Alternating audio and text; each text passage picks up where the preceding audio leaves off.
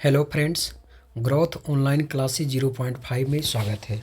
तो आज हम क्लास 10 विज्ञान चैप्टर धातु और अधातु से सब्जेक्टिव क्वेश्चन लेकर आए हैं, जो कि ये सब्जेक्टिव क्वेश्चन 2024 के लिए मोस्ट इम्पॉर्टेंट क्वेश्चन है। तो पहला क्वेश्चन है बाबू कि आघात बल तथा तन्यता का अर्थ बताएं। आघात बल तथा तन्यता का अर्थ बताएं। तो इसका सही आंसर हो जाएगा बाबू, बारी बारी से हम पढ़ेंगे। पहला सवाल कह रहा था कि आघात बल क्या है। तो आघात बल वे धातु जिन्हें हथौड़े से पीट पीट कर उनकी पतली चादर बनाई जा सकती है, उन्हें आघात बद्ध कहते हैं। यहाँ पे बाबू आपका पीट पीट कर होगा, ठीक ना, खाली पी कर लिखा गया, तो यहाँ पे क्या लिखाएगा, पीट कर लिखाएगा, ठीक ना। जैसे सोना, चांदी, एल्युमिनियम, कॉपर इत्यादि। दूसरी आती है बाबू तन्यता। तो वे धातु जिनसे अत्यंत पतले तार खींचे जा सकते हैं, वे धातु जिनसे अत्यंत पतले तार खींचे जा सकते हैं तन्यता कहलाते हैं। जैसे सोना, चांदी, एल्युमिनियम, कॉपर। अब आते हैं बाबू नेक्स्ट क्वेश्चन कि गैंग क्या है। क्वेश्चन है गैंग क्या है। तो अयस्कों में पाए जाने वाली छोटी और बड़ी अशुद्धियों को गैंग कहते हैं।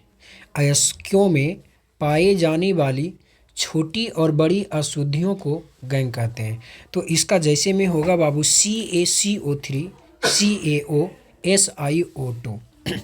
नेक्स्ट क्वेश्चन है खनिज तथा अयस्क को परिभाषित कीजिए। मोस्ट इम्पॉर्टेंट क्वेश्चन, यानी VBI, ये अब की बार छपेगा। तो कहता है पहला कि खनिज, तो धातु के यौगिक से युक्त वैसा पदार्थ जो पृथ्वी के नीचे पाया जाता है उसे खनिज कहते हैं। यानी धातु के यौगिक से युक्त वैसा पदार्थ जो पृथ्वी के नीचे पाया जाता है उसे खनिज कहते हैं। जैसे सोडियम क्लोराइड, फेल्डस्पार, अबरक इत्यादि। नेक्स्ट है अयस्क। जिस खनिज से धातुओं का निष्कर्षण होता है उसे अयस्क कहते हैं। यानी क्वेश्चन है बाबू कि जिस खनिज से धातुओं का निष्कर्षण होता है उसे अयस्क कहते हैं। जैसे हेमेटाइट, बॉक्साइट। अब नेक्स्ट क्वेश्चन की ओर बढ़ेंगे। नेक्स्ट क्वेश्चन है बाबू कि प्लेटिनम सोना एवं चांदी का उपयोग आभूषण बनाने के लिए क्यों किया जाता है। क्वेश्चन है कि प्लेटिनम, सोना एवं चांदी का उपयोग आभूषण बनाने के लिए क्यों किया जाता है। तो आंसर होगा प्लेटिनम, सोना एवं चांदी का उपयोग आभूषण बनाने के लिए इसलिए किया जाता है क्योंकि यह बहुत कम अभिक्रियाशील और संक्षारित नहीं होते हैं एवं इसमें तेजी से चमक होती है। क्या होती है बाबू, तेजी से इसमें चमक होती है। नेक्स्ट क्वेश्चन है कि सोडियम को किरोसिन तेल में डुबाकर क्यों रखा जाता है। सोडियम को किरोसिन तेल में डुबाकर क्यों रखा जाता है। तो आंसर होगा जब सोडियम को जल के पास रखा जाता है तो वह जलकर नष्ट हो जाता है। तो सोडियम को सुरक्षित रखने के लिए इसे किरोसिन तेल में डुबाकर रखा जाता है। मोस्ट इंपॉर्टेंट सवाल है। नेक्स्ट क्वेश्चन की ओर बढ़ते हैं। क्वेश्चन है बाबू कि कारण बताइए कि गर्म जल की टंकियां बनाने के लिए क्यों कॉपर को उपयोग किया जाता है ना कि इस्पात को। यानी कहने का मतलब है कि गर्म जल की टंकी बनाने के लिए कॉपर को ही उपयोग किया जाता है, इस्पात को क्यों नहीं किया जाता है। तो आंसर होगा कि गर्म जल तांबा से अभिक्रिया नहीं करता है, लेकिन इस्पात गर्म जल से अभिक्रिया करता है। इसलिए गर्म जल के टैंक बनाने में तांबे का उपयोग किया जाता है, लेकिन इस्पात का नहीं किया जाता। नेक्स्ट क्वेश्चन है VBI, ये भी अब की बार छपेगा। ये मॉडल पेपर जो बिहार बोर्ड ऑफिशियल बोर्ड है ना, उससे यहाँ पे ये क्वेश्चन पूछा है कि मिश्र धातु किसे कहते हैं, इसके दो उदाहरण दे, मिश्र धातु के 3 उपयोग का वर्णन करें। यानी कहने का मतलब है कि मिश्र धातु किसे कहते हैं, इसके 2 उदाहरण देना है और मिश्र धातु के 3 उपयोग का वर्णन भी करना है। तो आइए क्वेश्चन के आंसर की ओर आते हैं। तो आंसर है कि 2 या अधिक अधातुओं या एक धातु एक अधातु का समांगी मिश्रण मिश्र धातु कहलाता है। यानी मिश्र धातु किसे कहते हैं, हमने उसका परिभाषा जान गए।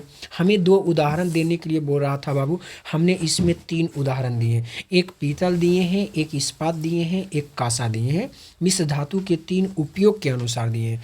तो पहला है उदाहरण 1 कि यह पीतल यह कॉपर और जिंक का एक मिश्र धातु है। यह अधिक आघातवर्ध है और शुद्ध कॉपर से अधिक मजबूत होता है। पीतल को खाना पकाने के बर्तन को बनाने के उपयोग किया जाता है। दूसरा है इस्पात। यह आयरन, क्रोमियम और निकेल का एक मिश्र धातु है। यह कठोर, मजबूत एवं सख्त होता है। इसमें जरा भी जंग नहीं लगता, यानी इस्पात में जो है ना जरा भी जंग नहीं लगता। तीसरा उदाहरण है कांसा। यह कॉपर और टीन का एक मिश्र धातु है। कांसा बहुत ही सख्त है और संक्षारण के प्रति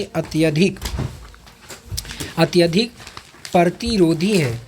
कांसे को मूर्तियां बनाने के लिए किया जाता है, यानी कांसे को जो है ना मूर्ति बनाने के लिए किया जाता है। नेक्स्ट क्वेश्चन है कि लोहे को जंग लगने से किस प्रकार बचाया जाता है। लोहे को जंग लगने से किस प्रकार बचाया जाता है, तो इसका आंसर होगा लोहे को जंग लगने से निम्नलिखित रूपों से बचाया जा सकता है। तो पहला है बाबू यस्त्र लेपन, यानी इस प्रक्रिया में लोहे की वस्तु के ऊपर जिंक की परत चढ़ाकर बचाया जा सकता है। दूसरा है बाबू पेंटिंग, तो इस अभिक्रिया में लोहे की वस्तुओं पर पेंट करके लोहे को जंग लगने से बचाया जा सकता है। तो जो पहली बार इस वीडियो को देख रहे हैं, सबसे पहले चैनल को सब्सक्राइब कर लीजिएगा। जब भी मैं वीडियो अपलोड करूं तो आपके पास नोटिफिकेशन जा पाए। Okay, bye bye, thank you.